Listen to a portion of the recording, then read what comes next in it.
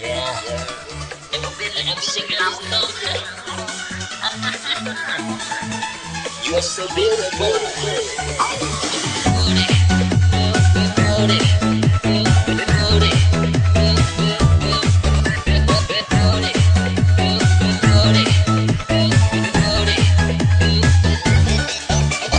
Em không xinh thì ai xinh, như cơn nắng mai vừa lung linh, nụ cười nào làm ai ngất ngây. Yeah, yeah.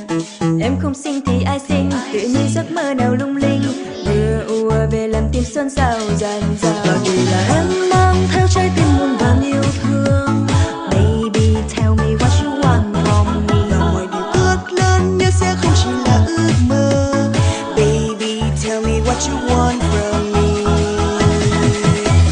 Em xinh hơn chẳng phải vì em make up, chẳng sao thích mang đồ hiệu, chỉ vì em mang theo trái tim ngọt ngào. Em không xinh thì ai xinh hơn em, đây hãy biến ước mơ của mình trở thành ước mơ của muôn người. Na na na na na na na na na na na na na.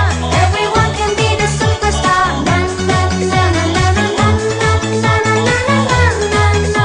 Shining bright the way you are. Yeah, em không xinh thì ai xinh. Em long linh như là minh tinh. Một bước chân em đi như diễn viên màn bạc. Mỗi lời em nói ra sẽ ngọt ngào như tiếng nhạc. Tóc em dài xõa xuống qua cả vai. Chân em cao hơn xi mỏng 1m2. Khi em cười là bao trẻ phải ngỡ ngơ vì em xinh như là một giấc mơ.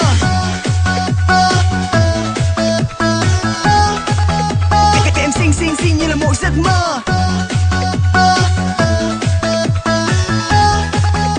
Vì em xinh như là một giấc mơ. Em không xinh thì ai xinh, như cơn nắng mai vừa lung linh, nụ cười nào làm ai ngất ngây. Yeah, yeah. Em không xinh thì ai xinh, tự nhiên giấc mơ nào lung linh, vừa ùa về làm tim xôn xao